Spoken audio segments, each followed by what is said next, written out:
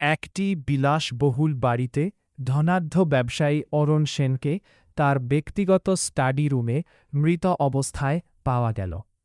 আশ্চর্যের বিষয়, ঘরের দরজা জানালা সব ভেতর থেকে বন্ধ ছিল। বাইরে কোনো ভাঙচুরের চিহ্ন নেই।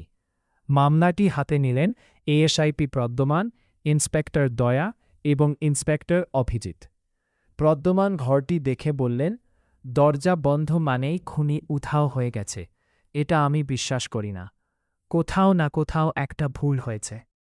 দয়া পুরো বাড়ির সবাইকে জিজ্ঞাসাবাদ শুরু করলেন। অভিজিৎ ঘরটি খুঁটিয়ে খুঁটিয়ে পরীক্ষা করতে গিয়ে একটি দাবার বোর্ড দেখতে পেলেন। সব গুপি ঠিকঠাক সাজানো, কিন্তু একটি কালো রাজা মেঝেতে পড়ে আছে। ঠিক তখনই প্রদ্যমানের নজরে আছে দেয়ালের ঝোলানো একটি বড় আয়না। তিনি আয়নাটি সরাতেই দেখা গেল একটি গোপন দরজাটি খুলতেই ভেতর থেকে কারো দৌড়ে পালানোর শব্দ।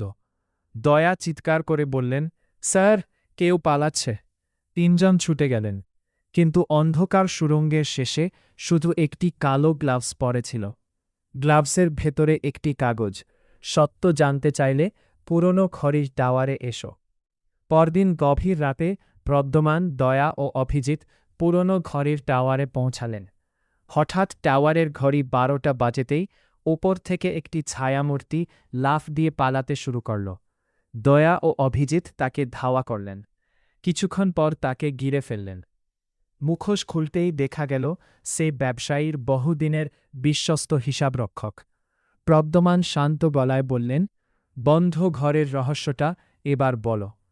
লোকটি স্বীকার করল সে আয়নার পেছনের গোপন পথ ব্যবহার করে ঘরে ঢুকেছিল। খুন করার পর সেই পথ দিয়েই বেরিয়ে যায়। পরে ভেতর থেকে দরজা লক করার জন্য বিশেষ একটি যন্ত্র ব্যবহার করেছিল, যাতে সবাই মনে করে এটি অসম্ভব এক রহস্য। প্রদ্যমান বললেন, অপরাধ যত নিখুঁতই মনে হোক, অপরাধী কোনো না কোনো প্রমাণ রেখে যায়। দয়া হাসলেন, কেস ক্লোজ স্যার। অভিজিৎ বললেন, আরেকটি রহস্যের অপেক্ষায় থাকলাম।